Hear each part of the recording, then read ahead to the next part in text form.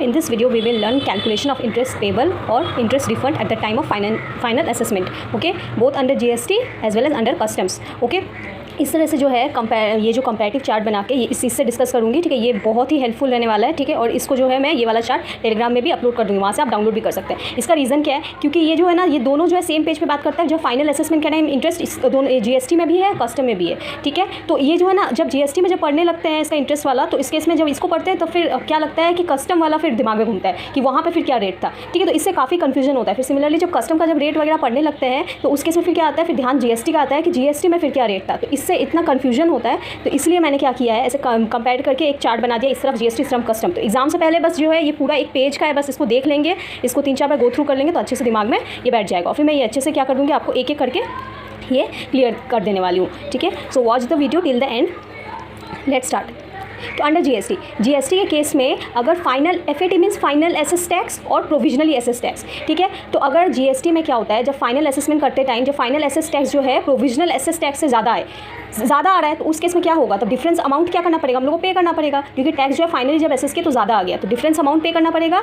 And along with उसके साथ क्या करना पड़ेगा, पे इंटरेस्ट 18% पर एनम पे करना पड़ेगा, ठीक है। अब यहाँ पे एक और चीज़ देखिए, ध्यान रखिएगा कि GST में जो है रेट 18% होता है अगर इंटरेस्ट पेमेंट का होता है तो, और कस्टम में जो रेट होता है 15% होता है हमेशा, ठीक है। इससे रेस्पेक्ट मैंने एक MCQ भी डाला था, उसमें बहुत किसी ने जो है क्या किया था, 18% सेलेक्ट कर लिया था, ठीक है। कस्टम के केस में जो होता है रेट वो 15% होता है, ठीक है, और GST में 18%। लेकिन रिफंड के टाइम जो होता है ना, दोनों में रेट सेम ही होता है, वो 6%, ठीक है। तो वो हम लेटर डिस्कस करेंगे रिफंड वाला, पहले ये पेबल वाला। तो इसमें मैंने क्या बोला कि फाइनली एसेस टैक्स ज़्यादा है तो डिफरेंस अमाउंट पे करते हैं, along with interest 18% per annum पे करते हैं। अब ये इंटरेस्ट पीरियड क्या लेंगे, इंटरेस्ट पीरियड लेंगे यहाँ पे from first day after the due date of tax payment. जब टैक्स पेमेंट का ड्यू डेट आया, ठीक है, टैक्स पेमेंट का जब ड्यू डेट आया उसके बाद से जो पहला दिन होगा, उसके बाद जो पहला दिन आएगा वहाँ से लेके इंटरेस्ट का लायबिलिटी स्टार्ट हो जाएगा till the date of actual payment. और जब तक एक्चुअल पेमेंट नहीं कर देते, एक्चुअल पेमेंट किसका नहीं कर देते, वो एक्स्ट्रा अमाउंट का, डिफरेंस अमाउंट का, वहाँ से लेके वहाँ तक का ये लिया जाएगा पीरियड। ये कब का बात किया, जब फाइनल एसेस में क्या आ जाएगा, एक्सेस आ जाएगा, तब का मैंने बात किया।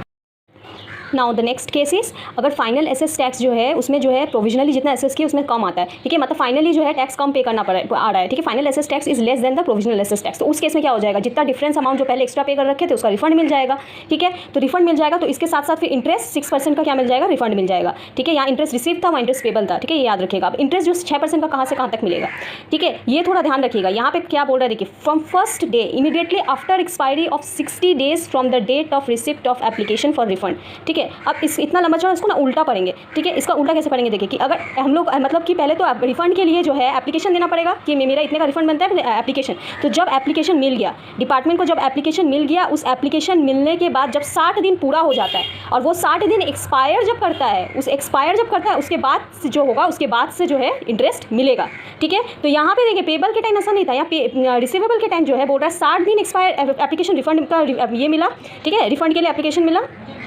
रिफंड के लिए एप्लीकेशन मिल गया, 60 दिन एक्सपायर हो गया, 60 दिन एक्सपायर होने के बाद पहले दिन से क्या मिल जाएगा, इंटरेस्ट मिल जाएगा till the date of refund. वही सेम किया, जब रिफंड जब दे देंगे एक्चुअल रिफंड तब तक इंटरेस्ट जो होगा चालू रहेगा 6%, ठीक है। ये वाला तो फिर ध्यान रखिएगा, अगर 60 दिन एक्सपायर नहीं करता है तो इसका मतलब कि कोई इंटरेस्ट नहीं मिलने वाला है, ठीक है। 60 दिन एक्सपायर हो जाएगा रिफंड एप्लीकेशन मिलने के बाद, उसके बाद से फिर इंटरेस्ट मिलेगा, ठीक है। तो ये था GST वाला।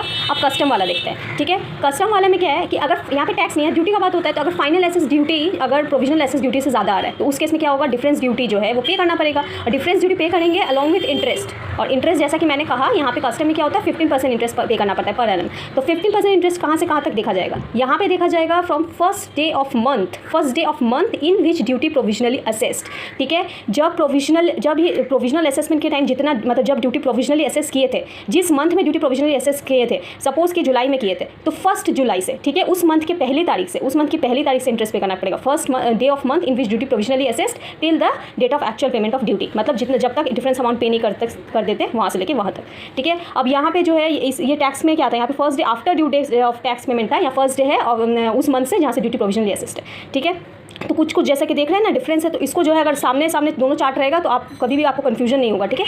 तो इसको 2-3 बार पढ़ने से याद रह जाएगा। Now this condition will be applicable if goods are cleared for home consumption, okay? Then in case if goods are warehouse goods, ठीक है, in case of warehouse goods उस केस में क्या करना पड़ेगा, बॉन्ड एग्जीक्यूट कर देना पड़ेगा। मतलब कि जितना का डिफरेंस पे करना है, ठीक है, जितना का डिफरेंस पे करना है ना, उतने का क्या कर देंगे, उस अमाउंट का जो है दुगना, ठीक है, twice of difference duty payment amount, उतने का दुगना अमाउंट का क्या कर देंगे, बॉन्ड एग्जीक्यूट कर देंगे, ठीक है, in case of warehouse goods.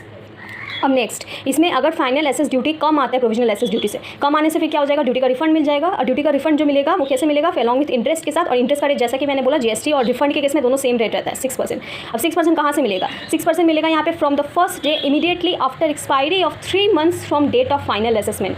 ठीक है, यहाँ पे ध्यान दीजिएगा, यहाँ पे क्या बोल रहा है कि जब फाइनल असेसमेंट हो चुका, फाइनल असेसमेंट हुआ, ठीक है, वहाँ से 3 month from date of final assessment. Final assessment जब हुआ वहाँ से 3 महीना, वहाँ से 3 महीना एक्सपायर हो गया, ये उसको भी उल्टा पढ़ेंगे। फाइनल असेसमेंट हो गया, 3 महीने एक्सपायर हो गया, 3 महीने एक्सपायर के बाद से जो पहला दिन है वहाँ से इंटरेस्ट मिलना चालू होगा till the date of refund. जब तक रिफंड नहीं आ जाता तब तक वहाँ तक इंटरेस्ट मिलेगा उस पीरियड तक। ठीक है, और यहाँ पे क्या था, यहाँ पे था कि रिफंड आ गया, एप्लीकेशन रिफंड दिया, 60 दिन एक्सपायर हुआ, यहाँ पे उसके पहला दिन, यहाँ 60 दिन था, यहाँ 3 months है। ठीक है, hope you like this discussion, you can download this chart from my Telegram channel, subscribe.